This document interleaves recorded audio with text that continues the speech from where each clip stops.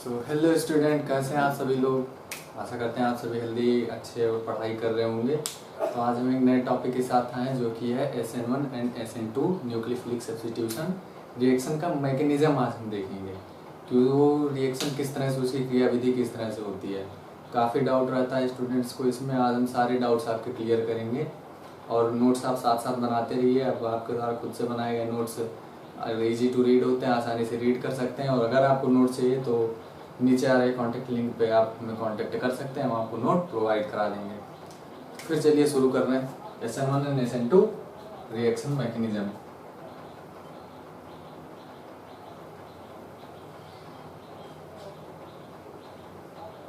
SN1 व SN2 reaction mechanism देखेंगे। First हम पहले देख ले रहे हैं, SN2 पहले देखेंगे। SN2 थोड़ा टिपिकल है। SN2 पहले हम देख रहे हैं, उसके बाद SN1 देखेंगे, ठीक है। SN1 हम देख रहे हैं, SN2 देख रहे हैं पहले। देखो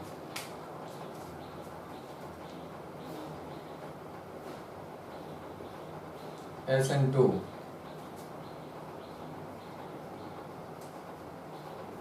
अभिक्रिया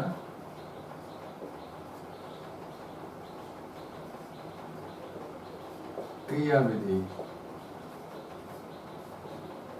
SN2 अभिक्रिया क्रियाविधि। इस क्रियाविधि रिएक्शन मैकेनिज्म हमको देखना है किस तरह से होता है। फर्स्ट इसके पहले हम जान ले होता क्या है। SN2 SN लिख क्या जा रहा है। रिएक्शन मैकेनिज्म जानने से पहले रिएक्शन के बारे में जानना जरूरी है।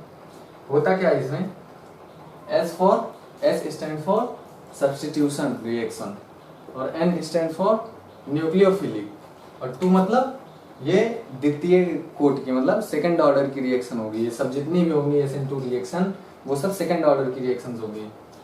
S का मतलब होता है सब्स्टिट्यूशन और N का मतलब होता है न्यूक्लियोफिलिक। यानी कि न्यूक्लियोफिलिक सब्स्टिट्यूशन रिएक्शन हमको देखना है। तो न्यूक्लियोफिलिक सब्स्टिट्यूशन रिएक्शन होता क्या है, पहले से कोई रिएक्टेंट होता है, उस पर रिएजेंट अटैक करता है। रिएजेंट कौन सा होता है, न्यूक्लियोफाइल होता है। तो न्यूक्लियोफाइल उस पर अटैक करेगा, अटैक करके उसमें से पहले जो मोर इलेक्ट्रोनेगेटिव एटम होगा उसे निकाल के उसके पीछे से जाके जुड़ जाएगा। यही होता है। फिर इसको हम देख रहे हैं, चलो आगे बढ़े। SN2 रिएक्शन देखो होता क्या है इसमें कि पहले से हमारा कोई ये रहा C, थोड़ा बड़ा बनाओ। यहाँ पे मान लो X, मतलब कोई हेलोजन है। हेलोजन का एटम है। मतलब हेलोजन का एटम कहने का मतलब क्लोरीन, फ्लोरीन, ब्रोमीन, आयोडीन कोई सा भी हो सकता है। मतलब हेलोजन फैमिली का होना चाहिए। या फिर मोर इलेक्ट्रोनेगेटिव हो, कार्बन से मोर इलेक्ट्रोनेगेटिव हो, ठीक है। तो ये मोर इलेक्ट्रोनेगेटिव रहेगा तो थोड़ा सा इलेक्ट्रॉन को अपनी तरफ अट्रैक्ट करेगा। तो इसके ऊपर आएगा पार्शियल माइनस और इसके ऊपर आएगा पार्शियल पॉजिटिव। और इसके साथ हमारा न्यूक्लियोफाइल है। न्यूक्लियोफाइल में पता होगा माइनस चार्ज, माइनस क्यों, न्यूक्लियोफाइल यानी कि वो न्यूक्लियस से लव कर रहा है, यानी उसे न्यूक्लियस चाहिए। यानी कि उसके पास देखो समझो इस तरह से, न्यूक्लियोफाइल का मतलब नाभिक स्नेही, यानी कि जिसे नाभिक से प्यार हो, जिसे नाभिक चाहिए। तो नाभिक किसे चाहिए होगा, जिसके पास पहले से ऑलरेडी माइनस चार्ज होगा, उसी को प्लस चाहिए। यानी कि नाभिक, ये जो न्यूक्लियोफाइल होगा उसके ऊपर माइनस चार्ज होगा, तभी तो वो नाभिक खोज रहा है प्लस चार्ज के लिए, न्यूट्रल होने के लिए। तो यानी कि इस पे माइनस का चार्ज होता है, ठीक है। तो इस पे माइनस का चार्ज हो गया। अब होता क्या है देखो आगे वाले स्टेप में होता है ट्रांजिशन स्टेट आती है हमारी। ट्रांजिशन स्टेट मतलब ये देखो, इसके ऊपर माइनस का चार्ज, इसके ऊपर पॉजिटिव चार्ज। अब ये NU क्या करेगा, यहाँ पे जाके यहाँ पे कार्बन से जुड़ेगा। इसके पास माइनस चार्ज, इसके पास प्लस चार्ज। देखो अब हुआ क्या कि ये C और ये दोनों बॉन्ड इस तरह से हो जाएंगे और यहाँ पे जाके NU जोड़ने लगेगा धीरे धीरे। देखो NU जोड़ने लगेगा और धीरे धीरे x जो है वो निकलने लगेगा, डेल माइनस x जो है निकलने लगेगा। और हमारा तो ये एक बॉन्ड था, इसे बोलते हैं ट्रांजिशन स्टेट।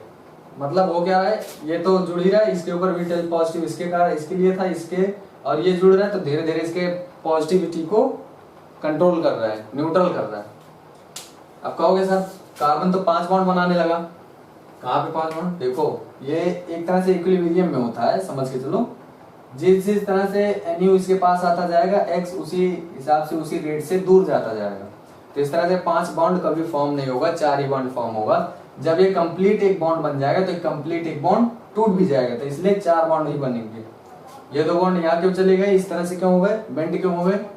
बेंड इसलिए हो गए, देखो इसके पास भी -4 था, इसके पास भी -4 था, तो लोन पेयर्स थे, यानी NU नेगेटिव अगर मैं लिखूं, इसका मतलब है क्या कि इलेक्ट्रॉन इसके पास अधिक हैं, यानी कि लोन पेयर्स हैं।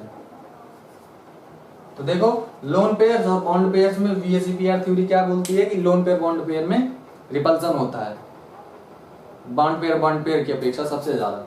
तो इसके पास -4 था और ये बॉन्ड पेयर थे, तो दोनों में रिपल्सन हुआ, यहाँ पर भी -4 और बॉन्ड पेयर थे, रिपल्सन हुआ, तो दोनों बॉन्ड जो इस तरह से हो गए। ठीक है, आगे देखते हैं क्या होगा। अगले स्टेप में क्या होगा, अगले स्टेप में ये वाला चीज देखो, अगले स्टेप में ये कंप्लीटली बॉन्ड फॉर्म हो जाएगा और ये टूट जाएगा, क्लीवेज हो जाएगा बॉन्ड का। देखो C, और ये जो सब बॉन्ड अपने जगह पे आ जाएंगे, ये रहा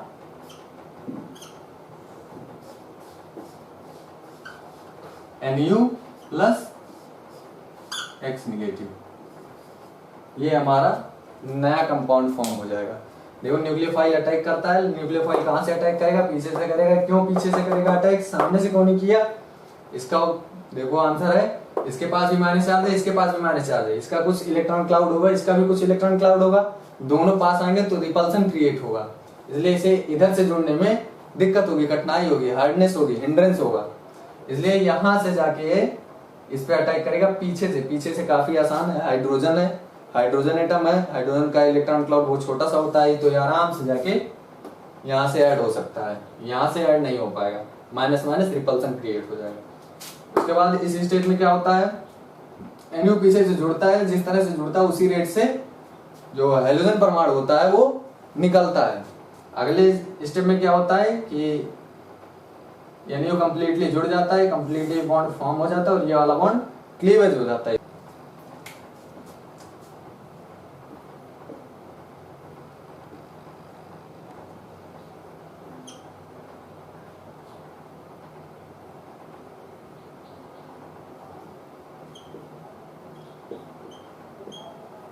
चलो करके दिखाओ, इसे फॉर्म करके दिखाओ किस तरह से होगा। ये रहा हमारा न्यूक्लियोफाइल और ये हमारा रिएक्टेंट, फॉर्म करो कैसे होगा, क्या करना है। रिएक्शन में क्या बढ़ा था, अगले स्टेप में क्या होता है, ये OH जाके अटैक करेगा यहाँ से, इसके ऊपर डेल नेगेटिव होगा, इसके पास डेल पॉजिटिव होगा, माइनस वाला प्लस से जाके अट्रैक्ट होके अट्रैक्शन होगा, तो ये जाके पीछे से अटैक करेगा, तो होगा क्या कि H दो होंगे, ये H मेरे यहाँ पे चले जाएंगे, H देखो 2 बॉन्ड ऊपर चला जा रहा था ना रिपल्सन होके, तो ये आके यहाँ से OH धीरे धीरे जुड़ने लगेगा और यहाँ से जो है Cl धीरे धीरे निकलने लगेगा अपना माइनस का चार्ज लेके, ठीक है, और ये S तो था ही। अगले वाले स्टेप में क्या होता है, कंप्लीट कंपाउंड फॉर्म हो जाता है, यानी कि ये बॉन्ड कंप्लीट फॉर्म हो जाता है और ये बॉन्ड का क्लीवेज हो जाता है। देखो अगले में होता है OH CH H plus Cl negative, del negative था यानी कि इसका इलेक्ट्रॉन लेकर गया था, तो पूरा इलेक्ट्रॉन लेकर जब निकल जाएगा तो कंप्लीट यूनिट चार्ज के ऊपर आ जाएगा। ये हमारा नया कंपाउंड फॉर्म हो गया। और इसमें एक चीज देखो, इसका जो कॉन्फ़िगरेशन है वो बदल जा रहा है, उल्टा हो जा रहा है। कैसे, इलेक्ट्रोनेगेटिव वाला कंपाउंड किस तरफ था, राइट साइड में, और OH जुड़ किस तरफ रहा है, लेफ्ट साइड में, ठीक है। OH जुड़ रहा है, इसके ठीक एकदम विपरीत जुड़ रहा है, अपोजिट साइड में जुड़ रहा है, तो इसे बोलते हैं विन्यास का प्रतीपन।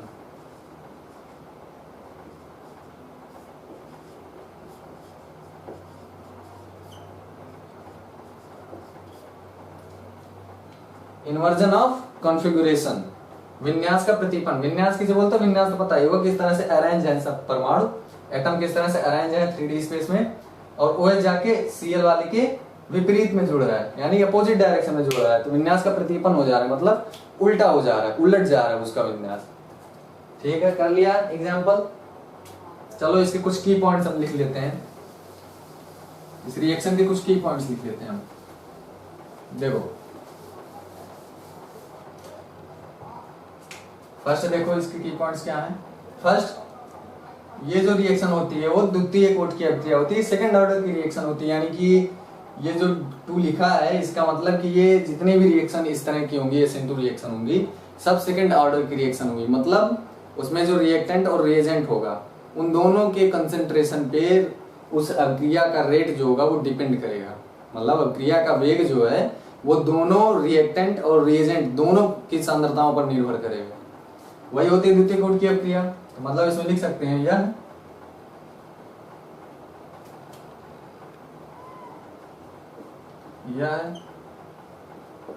द्वितीय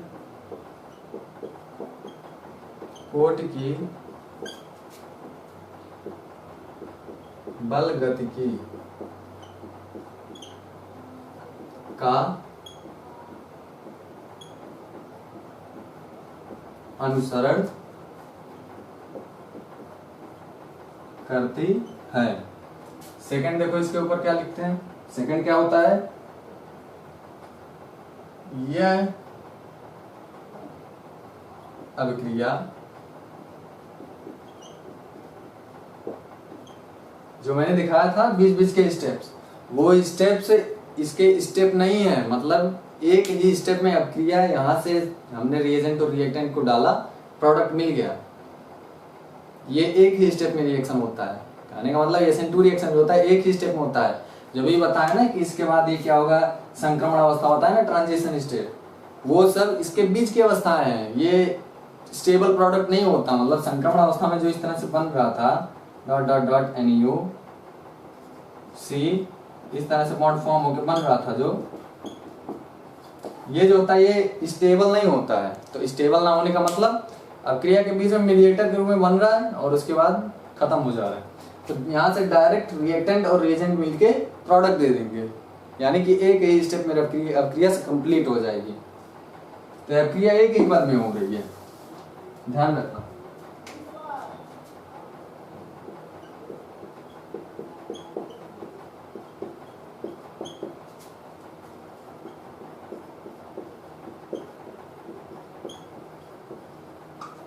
इसके बाद देखो इसमें कोई मध्यवर्ती यानी मीडिएटर नहीं बनता, इसमें कोई मध्यवर्ती नहीं बनता। वो जो बीच में बन रहा था वो स्टेट है, ट्रांजिशन स्टेट, संक्रमण अवस्था है, कोई कंपाउंड नहीं बन रहा है, यानी कि मीडिएटर इसमें नहीं बनेगा। ध्यान रखना, मध्यवर्ती कभी नहीं बनेगा। वो स्टेट था, उस एटम जो हमने रिएक्शन करवाई उस रिएक्शन की एक स्टेट है, ट्रांजिशन स्टेट, समझ में आया? तो वो स्टेट है, कोई कंपाउंड नहीं फॉर्म हो रहा है कि मीडिएटर फॉर्म हो गया, मध्यवर्ती बन गया। वो स्टेट है, एक अवस्था है अभिक्रिया की, ध्यान रखना ये भी। और उसके बाद देखो क्या करना है, तो उसके बाद ये बोला कि इसमें विन्यास का प्रतिपन हो जाता है।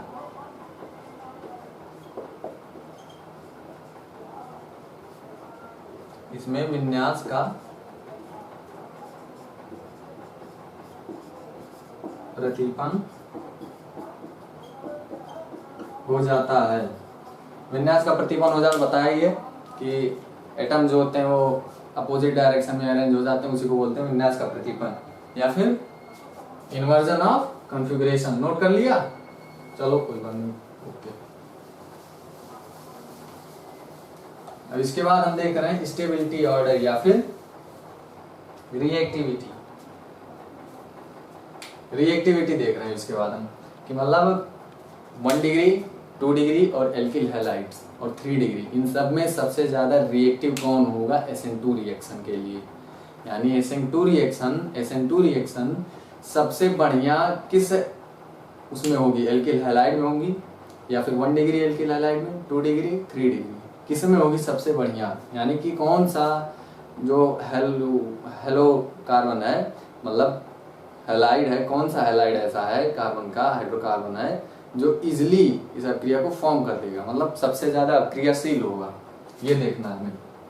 देखो अक्रियाशीलता का क्रम,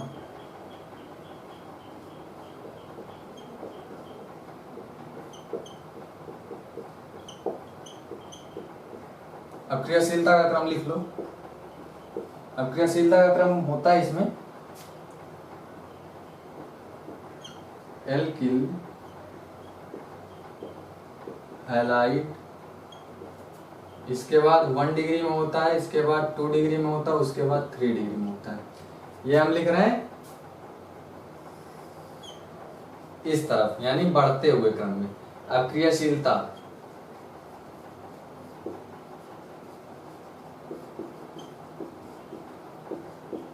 अक्रियाशीलता 3 डिग्री में सबसे कम, 3 डिग्री जो होगा वो सबसे कम रिएक्टिव होगा, 2 डिग्री उससे अधिक होगा, 1 डिग्री उससे अधिक होगा, और एल्किल हैलाइड सबसे अधिक होगा रिएक्टिव। क्यों होगा, इसके पीछे रीजन है, नोट कर लो इसे, इसके बाद समझा रहा हूं। कर लिया, ओके। देखो एल्किल हैलाइड बनाओ, एल्किल हैलाइड किस तरह से होगा, CH H, ये सिंपल सा एल्किल हैलाइड हमने ले लिया, मान लो ले लिया, सिंपल सा एल्किल हैलाइड है।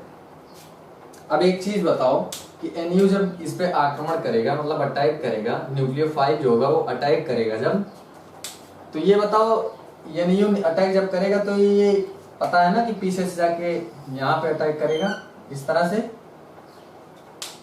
H जो होता है काफी छोटा परमाणु होता है, काफी छोटा एटम होता है, इसका इलेक्ट्रॉन क्लाउड भी बहुत छोटा होता है, तो इसे पार करना NU के लिए H के इलेक्ट्रॉन क्लाउड को पार करना, ये रहा H का इलेक्ट्रॉन क्लाउड इन सबका, ठीक है।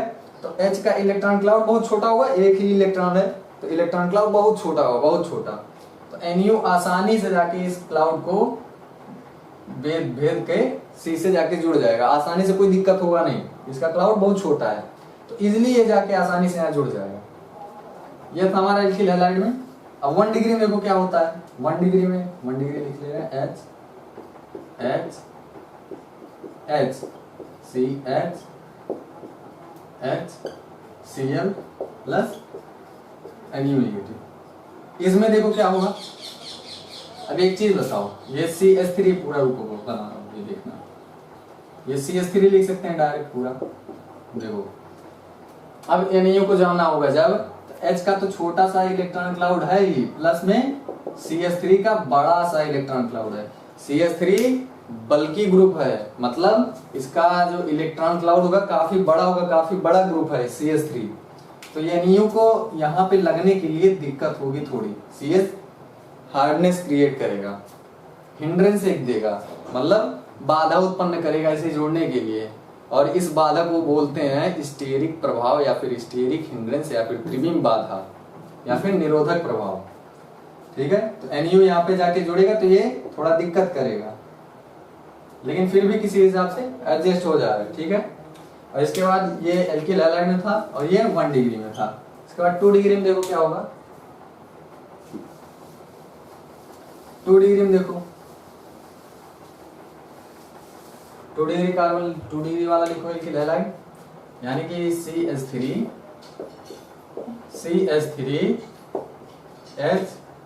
HCl plus NU negative. फिर वही वाली कंडीशन आई, इस तरफ से तो अटैक कर नहीं पाएगा कभी, क्योंकि CH का भी बहुत बड़ा सा इलेक्ट्रॉन क्लाउड है, तो इस तरफ से तो घुसने नहीं देगा, घुसेगा ये इस तरफ से। 1 डिग्री वाली एक कंडीशन आई, बशर्ते इसमें दो बल्कि ग्रुप हैं, उसमें 1 बल्कि ग्रुप था, 1 बल्कि ग्रुप था, तो रिपल्सन काफी कम होगा, लेकिन इसमें दो बल्कि ग्रुप हैं और दोनों के इलेक्ट्रॉन क्लाउड काफी बड़े बड़े हैं, तो ये ज्यादा रिपल्सन क्रिएट करेगा, तो ये यहाँ से जाके किसी तरह फिर से एडजस्ट होगा, इस तरफ से तो नहीं जाएगा, इस तरफ से थोड़ी हार्डनेस होगी यहाँ से जुड़ने के लिए इसे 1 डिग्री के मुकाबले, ठीक है। 2 डिग्री है, अब 1 डिग्री में क्या था, एक ही CH3, एक ही बल्कि ग्रुप था, तो इसके NU के लिए, न्यूक्लियोफाइल के लिए जुड़ना थोड़ा आसान था, लेकिन यहाँ पे दो दो बल के ग्रुप हैं, इसलिए NU को जो जब यहाँ पे जुड़ेगा तो उसे बहुत हार्डनेस होगी, जुड़ने के लिए बाधा उत्पन्न करेंगे ये दोनों। और इस जो बाधा को उत्पन्न करते हैं अभी बताया, स्टेरिक हिंड्रेंस या फिर स्टेरिक प्रभाव बोलते हैं, त्रिविम बाधा। अब 3 डिग्री में देखो, 3 डिग्री में तो कभी होगा ही नहीं। देखो CH3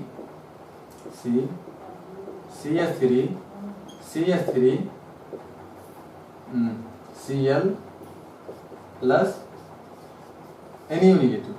आप बताओ ये रिएक्शन कभी होगी? कभी नहीं होगी। इस तरफ से जाएगा तब भी बड़े बड़े ग्रुप हैं, इस तरफ से जाएगा तब भी बड़े बड़े ग्रुप हैं। तो कहने का मतलब NU जुड़ ही नहीं पाएगा इन बड़े बड़े ग्रुप के कारण, बड़े बड़े ग्रुप्स की वजह से NU इससे जुड़ ही नहीं पाएगा और रिएक्शन होगी ही नहीं। यानी कि ये सबसे कम रिएक्टिव होगा। सबसे कम रिएक्टिव होने का मतलब रिएक्शन जल्दी नहीं होगा। NU जितने जल्दी जुड़ेगा उतने जल्दी रिएक्शन होगा। यहाँ पे NU जुड़ ही नहीं पाएगा तो रिएक्शन कैसे होगी? तो ये 3 डिग्री था। तो स्टेबिलिटी का क्रम क्या आया? एल्किल हैलाइड, फिर 1 degree, alkyl halide 1 degree, 2 degree and 3 degree. Stability order मिला ना? 3 डिग्री में सबसे कम रिएक्टिव, 2 डिग्री उससे ज्यादा रिएक्टिव, 1 डिग्री उससे ज्यादा और एल्किल हैलाइड सबसे ज्यादा रिएक्टिव। क्यों सबसे ज्यादा रिएक्टिव? स्टेरिक हिंड्रेंस सबसे कम होता है और ये सबसे कम रिएक्टिव का स्टेरिक हिंड्रेंस सबसे ज्यादा होता है। नोट कर लिया? तो इसके ऊपर एक क्वेश्चन जाए, कर लिया? ओके चलो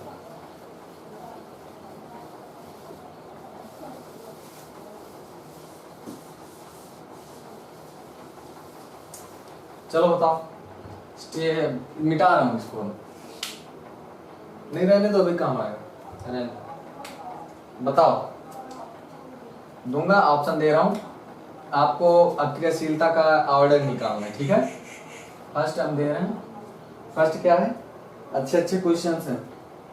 CH3 Cl, सेकेंड क्या है?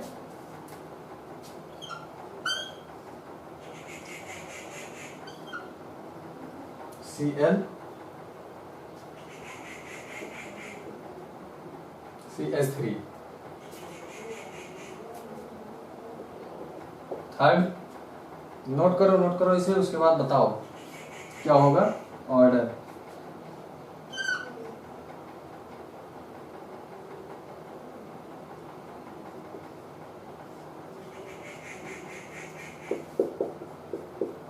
इसके बाद नोट करो,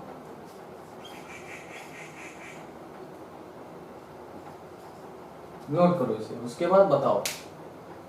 कर लिया नोट? ठीक है, वीडियो को पॉज करो, खुद से ट्राई करो और बताओ कौन सा ऑर्डर होगा इसका।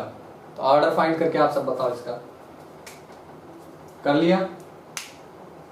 ओके चलो हम फाइंड करके बता रहे। देखो ये कौन सा है? एल्किल हैलाइड दिख रहा है, मतलब RX प्रकार का है, RX टाइप का है, यानी कि एल्किल हैलाइड है ये।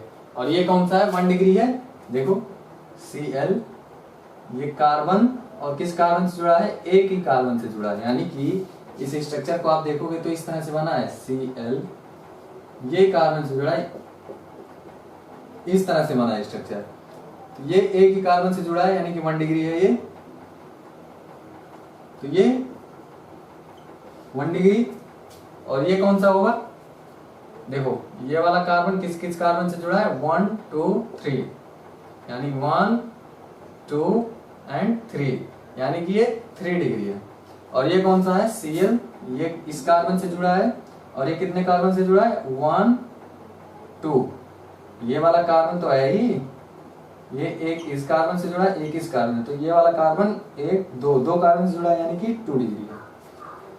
अब ऑर्डर का अभी बताया ही है कि RX सबसे पहले होगा, यानी कि फर्स्ट का ऑर्डर सबसे ज्यादा रिएक्टिव फर्स्ट होगा। उसके बाद देखो क्या होगा, उसके बाद आता है 1 डिग्री, यानी कि सेकंड। इसके बाद कौन सा आएगा? 2 डिग्री आएगा, यानी कि फोर्थ। इसके बाद कौन सा आएगा? थर्ड। सो क्लियर हो गया होगा आपको कंसेप्ट, आसानी से क्लियर हो गया होगा। ठीक है, नोट कर लिया? ओके।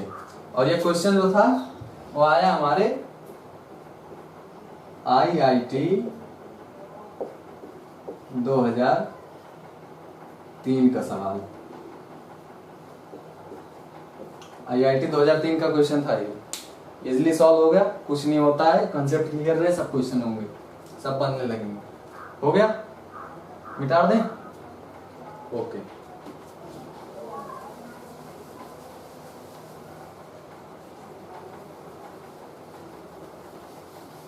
चलो अब की बार बारी आई SN1 रिएक्शन की। SN1 रिएक्शन देखते हैं हम। ये SN1 रिएक्शन यानी कि nucleophilic substitution reaction first order की, मतलब इसमें भी न्यूक्लियोफिलिक सब्स्टिट्यूशन होगा, लेकिन इसमें जो आर होगा यानी कि रेट जो होगा, कोटि जो होगी अभिक्रिया की, ऑर्डर जो होगी वो हमारी एक होगी, यानी कि प्रथम कोट की अभिक्रिया होगी। चलो इसका देखते हैं हम लोग। तो होता क्या है कि ये अभिक्रिया जनरली अभिक्रिया होती है उसमें जिसमें H+ जो दान कर सके, उस विलयन होगी जिसमें जो H+ आसानी से दे सके, जैसे प्रोटिक विलायक जिसे बोलते हैं, यानी प्रोटिक सोल्यूशन, मतलब H2O जैसे H2O का सोल्यूशन है, H2O में हम रिएक्टेंट को डाल देते हैं, उससे कार्बोनायन बनेगा। कैसे बनेगा?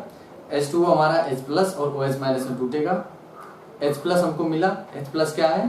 प्रोटॉन है, तो इसे हम जो H+ देता है और उसके विलयन को हम बोलते हैं प्रोटिक विलायक, यानी कि प्रोटिक सोल्यूशन। तो ये अभिक्रिया उसी में होती है, क्योंकि इसमें सबसे पहले कैटालिस्ट की जरूरत होती है अभिक्रिया को कराने के लिए। देखो ये वाली रिएक्शन किस तरह से होती है। फर्स्ट क्या होता है, इसमें 2 स्टेप्स होते हैं, लेकिन SN2 में सिंगल स्टेप में अभिक्रिया होती है, इसमें 2 स्टेप में होते हैं। फर्स्ट स्टेप में क्या होता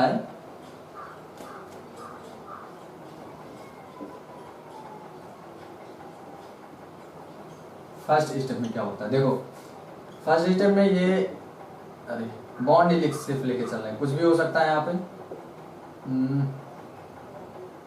ये रहा, देखो ये Cl मान के चल रहे हैं। चलो प्रोटिक विलायक में H+ हमको मिला, यानी कि एक प्रोटॉन हमको मिला, तो प्रोटॉन करेगा क्या, Cl पे होता है, इसमें होगा क्या, H+ कहेगा Cl से प्लस और माइनस बोलेगा, अट्रैक्ट आओ, मतलब अट्रैक्ट करेगा माइनस वाले को। डेल मतलब पार्शियल माइनस, Cl पे पार्शियल माइनस चार्ज है, इस पे यूनिट चार्ज है, ध्यान रखना।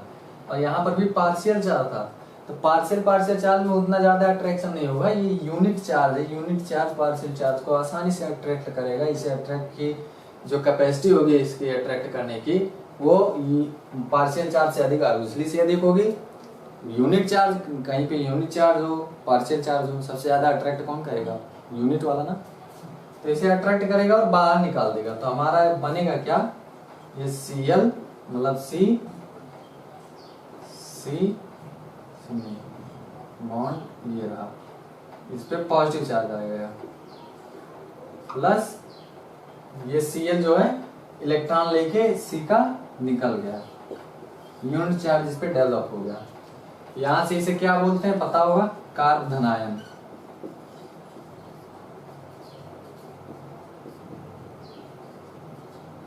कार्बोधनायन या फिर कार्बोकैटायन। ये फर्स्ट स्टेप था। सेकंड स्टेप में क्या होगा, ये जो होता है ये बहुत धीमा पद होता है, ठीक है, धीमा पद होता है। सेकंड स्टेप में देखो क्या होगा, दूसरे चरण में ये था मेरा C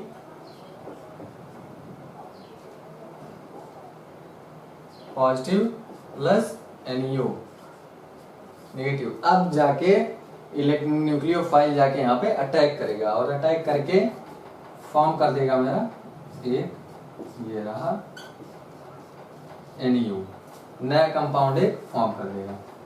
ये पद जो होता है वो तीव्र पद होता है, मतलब काफी तेजी से फटाक से डाला तुरंत प्रोडक्ट मिल गया। फर्स्ट स्टेप ये था, सेकंड स्टेप ये था, नोट कर लो। इसके बाद देखते हैं हम लोग, इसके एक एग्जांपल देख रहे हैं, कर लिया, एग्जाम्पल देखो इसका।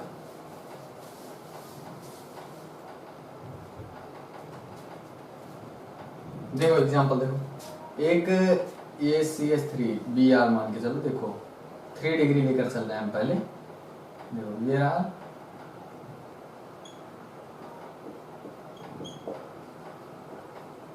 ठीक है, B R C B R.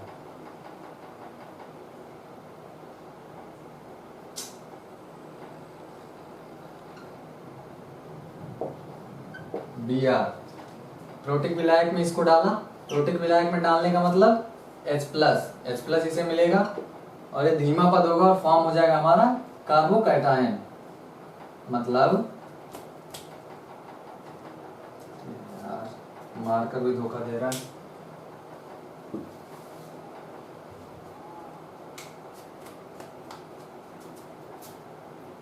सी कार्बोकैटायन बन जाएगा तो CH3 इसी तरह से तो है।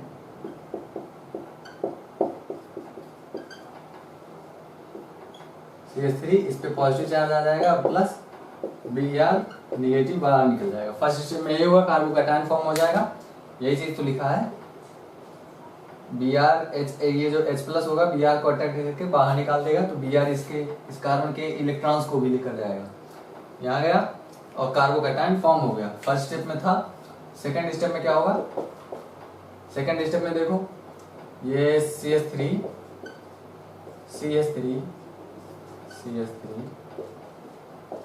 C, ठीक है, पॉजिटिव और NU निगेटिव, मतलब ये कोई न्यूक्लियोफाइल का अटैक कराओ, कोई सा भी न्यूक्लियोफाइल हो। देखो मान लो लेकर चल रहे हैं हम OH ही मान के चलो, OH निगेटिव फॉर्म कर देगा क्या?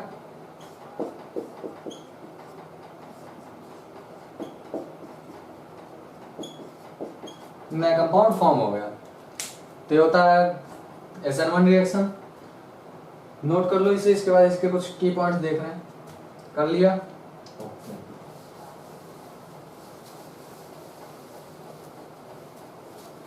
इसके कुछ की पॉइंट्स नोट कर लो। फर्स्ट लिखो यह अभिक्रिया प्रथम कोटि की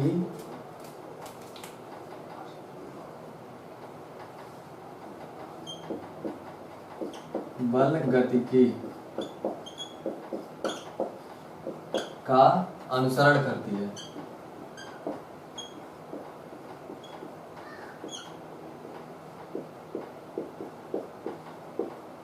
यह क्रिया प्रथम कोटि की बल गति का अनुसरण करती है, मतलब इसमें जो कोटि होगी वो प्रथम कोटि की अभिक्रिया होगी SN1 में। मतलब कि ये जो रिएजेंट या फिर रिएक्टेंट किसी एक के कंसेंट्रेशन पर इस अभिक्रिया का वेग निर्भर करेगा, ठीक है। सेकंड देखो, यह 2 चरणों में पूरा होता है। यह 2 चरणों में पूर्ण होती है, 2 चरणों में पूर्ण होती है। थर्ड देखो इसका की पॉइंट क्या है, 2 चरणों में पूर्ण हो रही थी, first step and second step. इसमें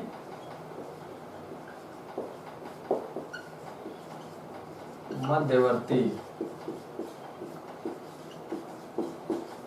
बनता है, इसमें मध्यवर्ती भी बन रहा था, कार्बोकैटायन ध्यान से देखना, मध्यवर्ती भी इसमें बन रहा था, ये लिख लिया। चौथा लिख लो, यह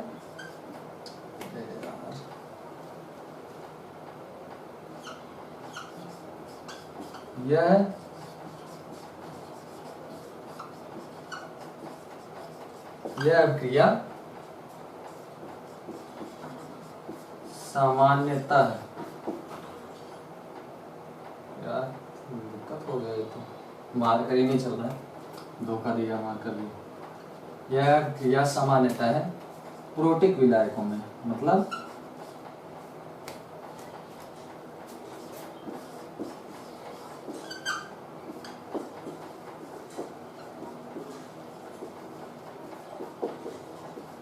प्रोटिक विलायकों में पूर्ण होती है।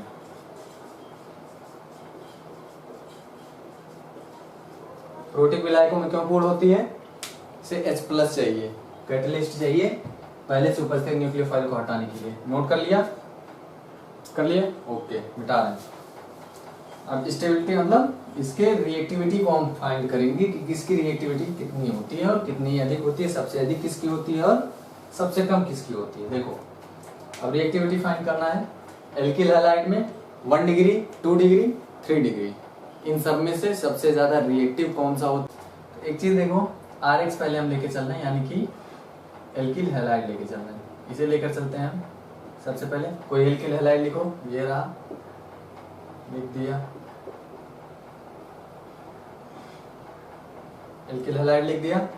इससे कार्बोकैटायन जो बनेगा H+ हम दे रहे हैं, इससे जो कार्बोकैटायन बनेगा वो कुछ इस तरह से बनेगा।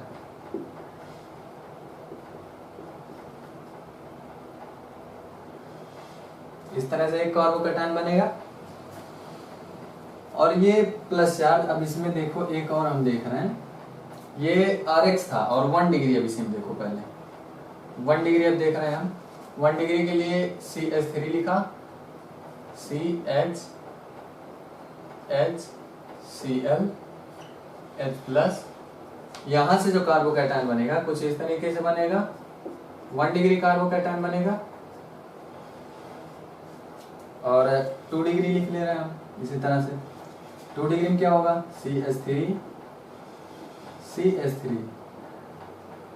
CH, इसका तुरंत लिख रहा हूँ, कार्बोकैटायन लिख रहा हूँ, ये स्टेप नहीं लिख रहा हूँ, ठीक है, डायरेक्ट कार्बोकैटायन बना रहा हूँ, ठीक है। 3 डिग्री वाला देखो कैसे होगा, CH3 CH3 पॉजिटिव। अब ये बताओ सबसे ज्यादा स्टेबल कौन सा कार्बोकैटायन इनमें से होगा? RH वाला या 1 डिग्री या 2 डिग्री या 3 डिग्री? कौन सा सबसे ज्यादा स्टेबल होगा कार्बोकैटायन? ये बताओ। इससे स्टेबिलिटी इसकी क्यों देख रहे हैं हम? रिएक्टिविटी देखना है हमको, स्टेबिलिटी क्यों देख रहे हैं? सबसे ज्यादा स्टेबल जो होगा वही थोड़े, क्योंकि इसमें मध्यवर्ती बन रहा है ना, मीडिएटर बन रहा है, मध्यवर्ती बन रहा है, तो मध्यवर्ती बनेगा तो वो स्टेबल रहेगा, तभी तो सेकंड स्टेप होगा रिएक्शन का, तभी तो न्यूक्लियोफाइल अटैक करेगा। जब वो स्टेबल होगा ही नहीं, मीडिएटर मध्यवर्ती जब स्टेबल होगा ही नहीं, तो सेकंड स्टेप होगा कैसे? यानी न्यूक्लियोफाइल जो होगा वो अटैक कैसे करेगा जब मध्यवर्ती स्टेबल ही नहीं होगा। SN1 रिएक्शन में सबसे ज्यादा जरूरी है कि मध्यवर्ती स्टेबल होना चाहिए, तो वो स्टेबल, सबसे ज्यादा स्टेबल जो रहेगा, कुछ समय तक टिका रहेगा, तो न्यूक्लियोफाइल को थोड़ा समय मिल जाएगा अटैक करने के लिए, ठीक है। तो इसमें से बताओ कौन सा सबसे ज्यादा स्टेबल होगा? देखो बता रहा हूं, सबसे ज्यादा स्टेबल होगा 3 डिग्री, यहाँ पे लिख रहा हूँ, ऑर्डर लिख रहा हूँ, देखो सबसे ज्यादा स्टेबल होगा 3 डिग्री, फिर 2 डिग्री, फिर 1 डिग्री, फिर RH। ऐसा क्यों है? इसका भी कारण जानो, रीजन क्या है इसका? प्लस चार्ज है ना, और पता होगा कि CH3 जो ग्रुप होता है वो इलेक्ट्रॉन डोनेटिंग ग्रुप है, मतलब इलेक्ट्रॉन को अपने पुश करता है, मतलब धक्का दे रहा है अपनी तरफ से। तो ये CH3 इधर से थोड़ा इलेक्ट्रॉन दे देगा, ये थोड़ा दे देगा, ये तो अपने अपने इलेक्ट्रॉन क्लाउड को थोड़ा थोड़ा शिफ्ट कर देंगे C पॉजिटिव वाले की तरफ। तो इसका जो पॉजिटिव वाला, ये पॉजिटिव जो पॉजिटिव चार्ज है वो धीरे धीरे थोड़ा सा कम हो जाएगा। 3 CH3 ग्रुप हैं, इलेक्ट्रॉन्स को थोड़ा पुश कर देंगे उसकी तरफ, इलेक्ट्रॉन को थोड़ा पुश कर दे, ले तू ले ले, दे दिया, 3 तरफ से दे रहे हैं, तो पॉजिटिव चार्ज थोड़ा सा बैलेंस हो जाएगा। 2 डिग्री में क्या होगा? ये CH3 दे देगा, ये CH3 दे देगा। इसमें 3 CH3 थे, इसमें 2 CH3 हैं, और इसमें केवल एक ही CH3, और इसमें CH3 है ही नहीं, इलेक्ट्रॉन डोनेटिंग ग्रुप है ही नहीं। सबसे ज्यादा इलेक्ट्रॉन डोनेटिंग ग्रुप इसमें है, और सबसे ज्यादा इलेक्ट्रॉन डोनेटिंग ग्रुप रहेगा, यानी कि सबसे ज्यादा इलेक्ट्रॉन दान करने वाला ग्रुप रहेगा, तो इलेक्ट्रॉन को ज्यादा थोड़ा खिसकाएगा, ये भी थोड़ा खिसकाएगा, ये भी, तो इसका जो चार्ज होगा वो थोड़ा बैलेंस होगा। यहाँ पे 2 सिर्फ है, CH3 2 है, तो ये इलेक्ट्रॉन को पुश करेंगे C के तरफ। तो ये बताओ 3 डिग्री में 3 है और इसमें 2 ही है, तो स्टेबल 3 डिग्री होगा ना 2 डिग्री के मुकाबले। इसमें 3 तरफ से इलेक्ट्रॉन आ रहा है, इसमें सिर्फ 2 तरफ से आ रहा है, कौन सा ज्यादा स्टेबल होगा? 3 डिग्री वाला। और 1 डिग्री में देखो सिर्फ एक तरफ से स्टेबल हो रहा है, एक तरफ से इलेक्ट्रॉन आ रहा है C+ के पास, तो सबसे ये 1 डिग्री वाला होगा, 2 डिग्री से कम होगा, क्योंकि इसमें इलेक्ट्रॉन डोनेटिंग ग्रुप एक ही है। और RX वाले में देखो इलेक्ट्रॉन कोई देने वाला ही नहीं है, तो ये सबसे कम स्टेबल होगा, और ये उससे थोड़ा ज्यादा, ये उससे ज्यादा, ये सबसे ज्यादा। कुछ समय तक ये टिका रहेगा क्योंकि CH3 थोड़े थोड़े इलेक्ट्रॉन दे रहेंगे, तो ये स्टेबल थोड़ा रहेगा। ठीक है, तो ऑर्डर मेरा क्या निकला, 3 डिग्री, 2 डिग्री, 1 डिग्री RX। कर लिया नोट्स, कर लिया नोट, ओके मिटा रहा हूं। इसके बाद एक चीज और देख रहे हैं हम, चलो रिएक्शन। इसके बाद बताओ, क्वेश्चन बता रहा हूं, उसको बताओ, मिटा रहा हूं इसको। चलो क्वेश्चन बताओ, स्टेबिलिटी ऑर्डर या फिर रिएक्टिविटी आपको फाइंड करना, सबसे ज्यादा रिएक्टिव कौन सा होगा।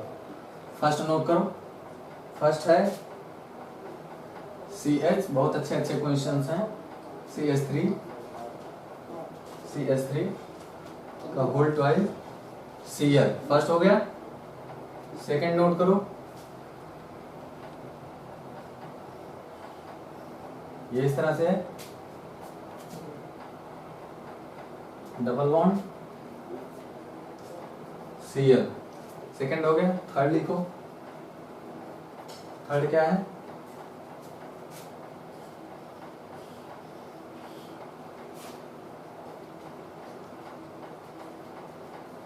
Cl CH3। फोर्थ लिखो,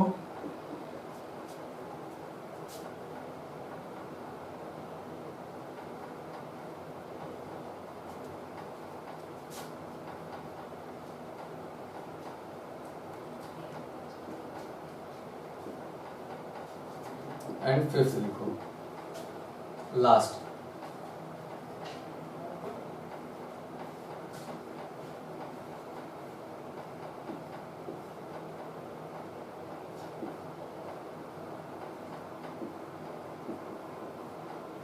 चलो इसे सॉल्व करके वीडियो को पॉज करो और इसके स्टेबिलिटी ऑर्डर या फिर रिएक्टिविटी ऑर्डर को फाइंड करो, और वीडियो को पॉज करके खुद से ट्राई करो, उसके बाद बताओ आंसर कितना हो। तब तक मैं देख लूं कैमरा सही चल रहा है।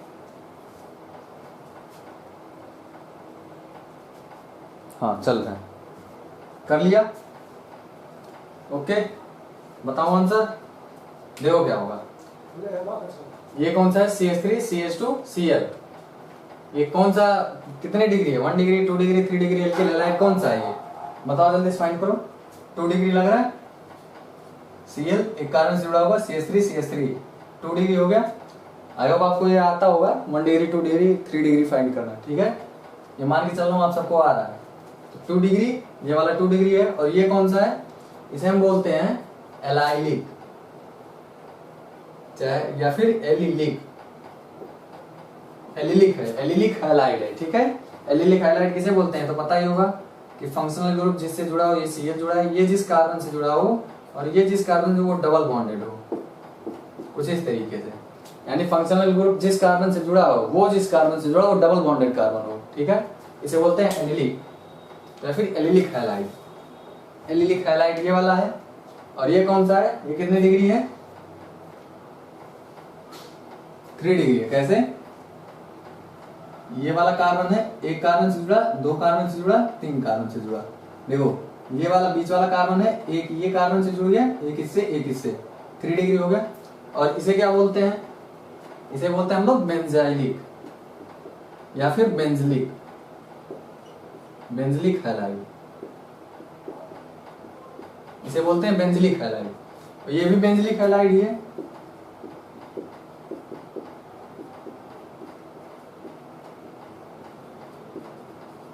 बेंजलिक हैलाइड, ठीक है। अब इसमें से सबसे ज्यादा एक चीज बताओ, रिएक्टिविटी हम किस पे फाइंड कर रहे हैं, इसका बेस क्या है। रिएक्टिविटी उसी की सबसे ज्यादा होगी जिसके कार्बोकैटायन या फिर कार्बोधनायन सबसे ज्यादा स्टेबल होगा। यानी इन सब में से जौन कोई भी, इन सब में से जो कार्बोकैटायन सबसे ज्यादा स्टेबल होगा उसकी रिएक्टिविटी सबसे अधिक होगी। तो क्यों ना कार्बोकैटायन की पहले हम स्टेबिलिटी देख ले, तो स्टेबिलिटी ऑर्डर मिल जाएगा। सेम है, लिख सकते हैं हम रिएक्टिविटी ऑर्डर। तो पहले हम देख रहे हैं कि किस तरीके से उसकी वो स्टेबिलिटी ऑर्डर कैसी होगी। ठीक है, पहले ये देख रहे हैं हम। तो ये बताओ एक चीज, 2 डिग्री 3 डिग्री दिख रहा है, ये दोनों सेम सेम लग रहे हैं। एलिलिक और बेंजिलिक ये अलग टॉपिक है, पहले ही इन दोनों में देखो 2 डिग्री और 3 डिग्री में सबसे ज्यादा स्टेबल 3 डिग्री होगा।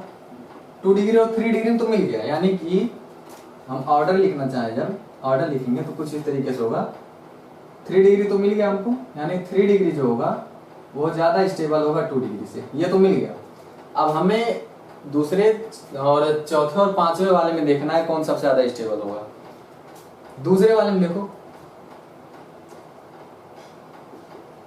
एक चीज बताओ, दूसरे वाले में जो कार्बोकैटायन बनेगा कुछ इस तरीके से बनेगा सी, इसको स्ट्रक्चर को पूरा आप खोल के लिखो किस तरीके से, C H H double bond C C H H H. इसका जो कार्बोकैटायन बनेगा इस तरीके से बनेगा, ऐसे ही बनेगा 1 2 3 4, 4 कार्बन है, ठीक है। गड़बड़ हो गया, रुको बता रहा हूँ, 4 कार्बन है इसमें, Cl 1 2 3 4। हाँ देखो ये इस तरीके से और कुछ है,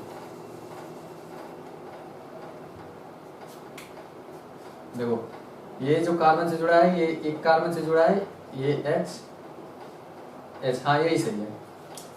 इस तरीके का कार्बोकैटायन बनेगा इस वाले का, ये Cl, ये थोड़ा गड़बड़ हो गया, यहाँ पे रहेगा Cl, लो देखो Cl वहां पे जुड़ेगा। अब देखो ये इसका कार्बोकैटायन कार्बोधनायन जो बनेगा इस तरीके से बनेगा, इसमें आप ना आपको CH3 ग्रुप दिखेगा ना कुछ, कोई भी इलेक्ट्रॉन डोनेटिंग ग्रुप नहीं है।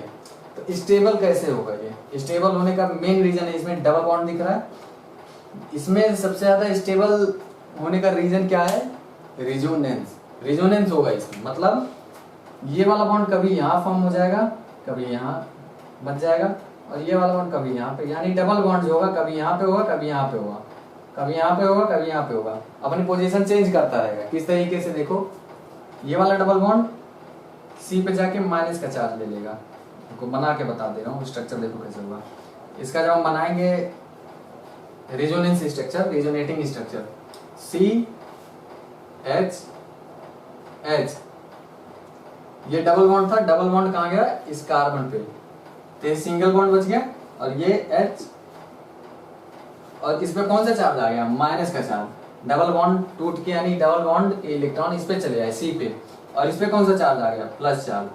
तीन ही, अरे यार ये कार्बन जो है इन दोनों इलेक्ट्रॉन को लेकर गया ना, ये दोनों इलेक्ट्रॉन इसके ऊपर आ गए, तो इसका एक इलेक्ट्रॉन खो गया, इसलिए इसके ऊपर पॉजिटिव चार्ज, और यहाँ पे 2 इलेक्ट्रॉन आ गए इसलिए माइनस चार्ज। फिर यहाँ पे देखो सी, ये वाला तो सेम एज है ही। इसके बाद क्या होगा? ये वाले इलेक्ट्रॉन इस वाले बॉन्ड पे कूद जाएंगे, आने का मतलब, ठीक है। ये देखो C H H plus single bond H, अब यहां डबल बॉन्ड फॉर्म हो गया। देखो एक बार प्लस चार्ज यहां था, फिर यहां आया, यहां था, फिर यहां जाएगा, इस तरीके से रेजोनेंस होता रहेगा इसमें। तो स्टेबिलिटी इसको किस तरीके से मिली? रेजोनेंस से। और रेजोनेटिंग स्ट्रक्चर कितने इसके बन रहे हैं? 1 and 2। और ये पता होगा कि सबसे ज्यादा रेजोनेटिंग स्ट्रक्चर जिसके बनते हैं वो सबसे ज्यादा स्टेबल होता है। तो इसके रेजोनेटिंग स्ट्रक्चर, 2 रेजोनेटिंग स्ट्रक्चर बने एलिलिक के, और बेंजीलिक के कितने बनेंगे? ऑब्वियसली इससे ज्यादा बनेंगे, बेंजीन में ज्यादा संभावना है, ज्यादा पॉसिबिलिटीज हैं। देखो बेंजीन वाला, बेंजीन में बहुत सारी पॉसिबिलिटी, इसमें देखो, इस वाले में देखो, इसका जो बनेगा कार्बोकैटायन कुछ इस तरीके से होगा,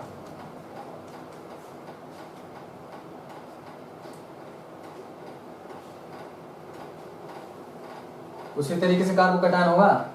इसका रेजोनेंस जब होगा तो इस तरीके से होगा। देखो ये पॉजिटिव चार्ज, ये वाला बॉन्ड जो होगा, ये वाला टूट के यहाँ पे जाके डबल बॉन्ड फॉर्म कर लेगा, तो ये हो जाएगा यहाँ पे double bond C H H. इसके 4 बॉन्ड पूरे हो गए। अब ये प्लस चार्ज जो था वो आके यहाँ पे आ गया, ठीक है। अगले वाले स्टेप में दिखाएंगे, यानी प्लस चार्ज यहाँ पे आके फॉर्म हो गया, और डबल बॉन्ड बना दो इसके, ये रहा।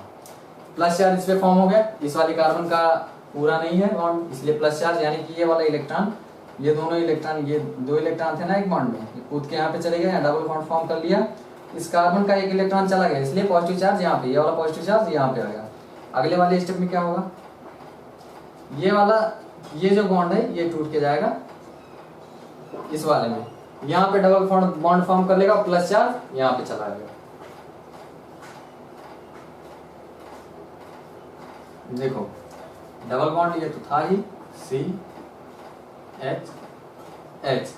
अब देखो ये वाला बॉन्ड यहाँ से टूट के गया, यहाँ पे फॉर्म कर लिया, यानी कि ये बॉन्ड यहाँ पे फॉर्म हो गया, और ये वाला बॉन्ड तो यहाँ पे था ही, और प्लस चार्ज हमारा आ गया यहाँ पे। ये वाला बॉन्ड टूट के यहाँ पे डबल बॉन्ड फॉर्म कर लिया, और ये प्लस वाला चार्ज यहाँ पे आ गया। इसके बाद भी एक पॉसिबिलिटी है, ये वाला प्लस चार्ज यहाँ पे आ जाएगा। देखो अब ये वाला बॉन्ड जो होगा ये टूट के यहाँ पे डबल बॉन्ड फॉर्म कर लेगा, और ये वाला प्लस चार्ज यहाँ पे चला जाएगा। देखो तो ये वाला यहाँ पे था ही, और ये वाला डबल बॉन्ड यहाँ पे फॉर्म हो गया, प्लस चार्ज यहाँ पे आ गया, ये तो सी एच, ये डबल बॉन्ड था ही एच एच, ठीक है। अब इसके बाद क्या होगा, ये वाला डबल बॉन्ड इस पॉजिटिव चार्ज को न्यूट्रल करने के लिए क्या करेगा, यहाँ पे डबल बॉन्ड फॉर्म कर लेगा, वहां से टूट के यहाँ पे डबल बॉन्ड फॉर्म कर लेगा। तो अगले वाले में क्या होगा, देखो अगले वाले स्टेप में क्या होगा, इस तरह से बेंजीन, ये वाला बॉन्ड यहाँ पे फॉर्म कर लिया, ये रहा ये। अब पॉजिटिव चार्ज फिर से हमारा, ये पॉजिटिव चार्ज फिर से हमारा कार्बन पे चला है। तो रिजोनेंस इस तरीके से हो रहा है। कितने रिजोनेटिंग स्ट्रक्चर बन रहे हैं, first, second, third and fourth, चार रिजोनेटिंग स्ट्रक्चर बन रहे हैं। और इसमें कितने बन रहे थे, दो रिजोनेटिंग स्ट्रक्चर। और ये पता ही होगा कि सबसे ज्यादा रिजोनेटिंग स्ट्रक्चर जिसके बनते हैं वो सबसे ज्यादा स्टेबल होता है। तो रिजोनेटिंग स्ट्रक्चर सबसे ज्यादा किसके हैं, बेंजिलिक हैलाइड के। तो यहाँ से ये पता चलता है कि बेंजिलिक हैलाइड जो होगा वो एलिलिक हैलाइड से ज्यादा स्टेबल होगा। बेंजिलिक हैलाइड का जो कार्बोकैटायन होगा एलिलिक हैलाइड के कार्बोकैटायन से काफी ज्यादा स्टेबल होगा, क्योंकि रिजोनेटिंग स्ट्रक्चर इसके ज्यादा हैं। तो एक चीज तो पता चला, बेंजिलिक हैलाइड जो होगा वो ज्यादा रिएक्टिव होगा एलिलिक हैलाइड से। ठीक है, ये समझ में आया। अब एक चीज और देखना, ये भी बेंजिलिक हैलाइड, ये भी बेंजिलिक हैलाइड। तो इन दोनों में सबसे ज्यादा स्टेबल कौन होगा, इन दोनों में सबसे ज्यादा स्टेबल ये वाला होगा।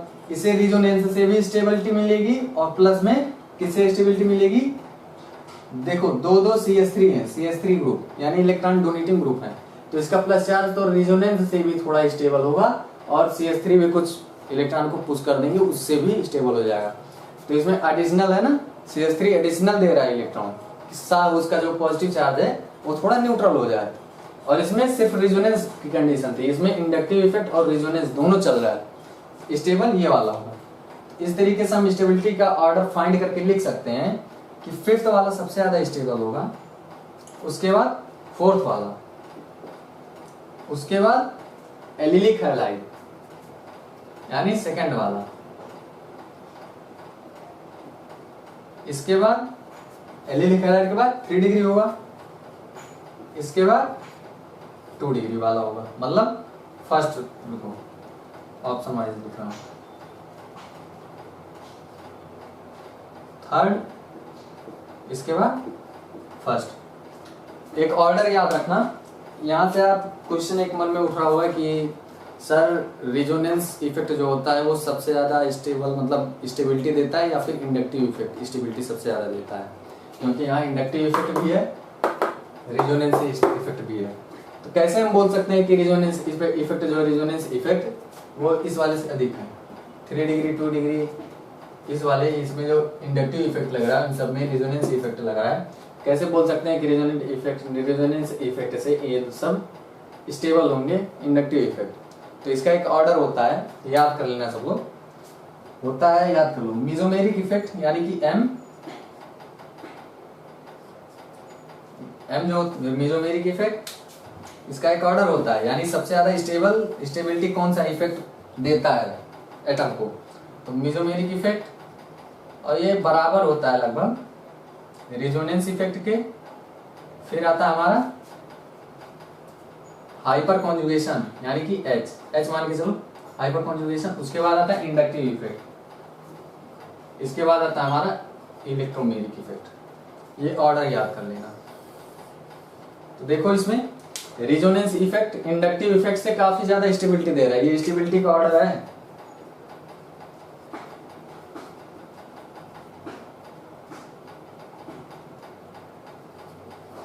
स्टेबिलिटी ऑर्डर है। देखो रिजोनेंस इफेक्ट इंडक्टिव इफेक्ट से काफी ज्यादा स्टेबिलिटी दे रहा है। इसका मतलब यहाँ पे रिजोनेंस इफेक्ट इंडक्टिव इफेक्ट से ज्यादा स्टेबिलिटी दे रहा है, इसलिए इन सब ये तीनों जो होंगे ज्यादा स्टेबल होंगे ये दोनों के मुकाबले। ठीक है, ये रहा। तो इसको याद कर लो, mesomeric effect, M stand for mesomeric effect, R resonance effect, H hyperconjugation, I inductive effect, E electromeric effect. याद कर लेना इसे, काफी काम की चीज है। यहाँ से आप निकाल सकते हैं कौन सा इफेक्ट सबसे ज्यादा स्टेबिलिटी देता है, कितना स्टेबिलिटी देता है। तो इसका ऑर्डर ये लिख दिया, ये आंसर हो जाएगा। ठीक है, आई होप आप सभी को आज का सेशन में समाप्त कर रहे हैं। अगले वाले टर्न में हम नए वीडियो के साथ आपके सामने प्रेजेंट होंगे। और आज के लिए बस इतना ही। पढ़ाई करते हैं। All the very best.